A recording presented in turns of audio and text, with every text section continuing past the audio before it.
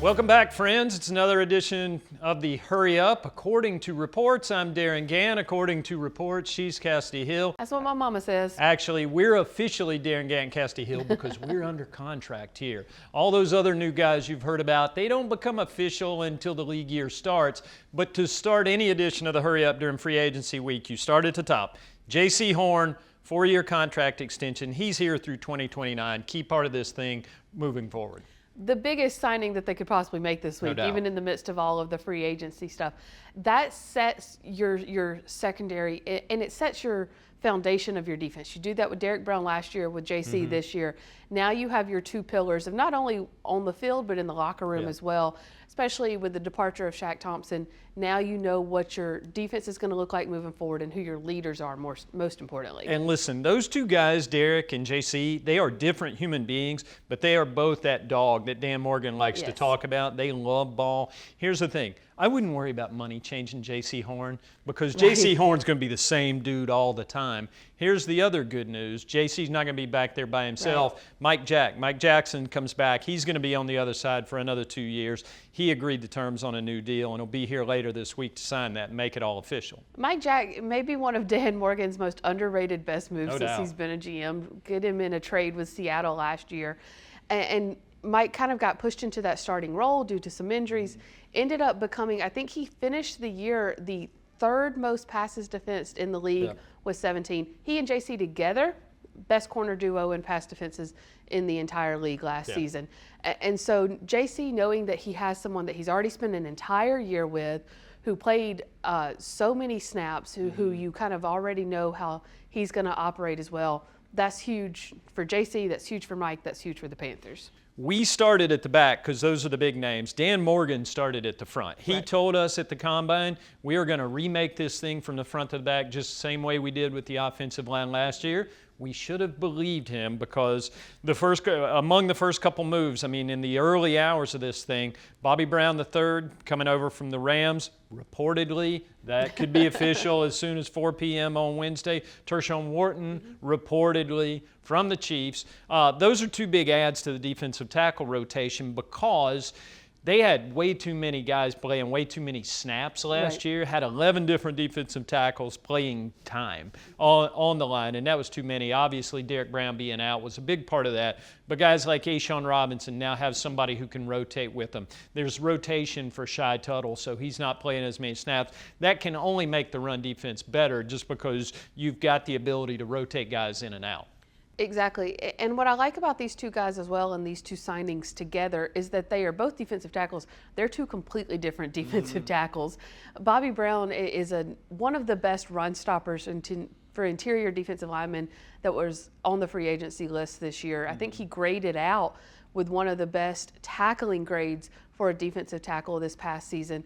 And then you have Wharton, who's a little bit more of a lean tackle. He dropped into coverage 10 times last year, Darin. That was, I think, it was up there in the top 5 of most for a defensive tackle in the NFL. Two different guys who can both fill in on that inside. Tershawn, they call him Turk. Reportedly. And when he gets here, he's bringing 6.5 sacks with him. I did read a scouting report that wondered how he'd do without Chris Jones next to him. Here's a clue. He's got Derrick Brown next to him now. Should be okay. That's not the extent of the pass rush. Patrick Jones, the second, coming over from Minnesota. He's another 7-sack guy, just another guy to add to that rotation. He's also a little bit of a familiar face to one of the guys who's already here, DJ Wanham, who arrived last year in free agency, knew him well from their time together with the Vikings. Yeah, played on that line together with the Vikings. Patrick Jones is an interesting guy for many, many off-the-field reasons, but on the field, he's incredibly strong. And you talk to the Vikings people, you kind of listen to what they've said in the past year. This past season, he figured out how to take that strength and parlay it into production on the field. And that's why you saw one of his best career year since he entered the league in 2024, which means that he has started to figure things out. Things have started to click in terms of how to transfer strength, tape, and everything onto the field. It means it could be a really exciting future for a guy like Patrick Jones. Yeah, and we'll see what the entire formula looks like at that position, but 7 sacks don't lie. That would have been team high here last year.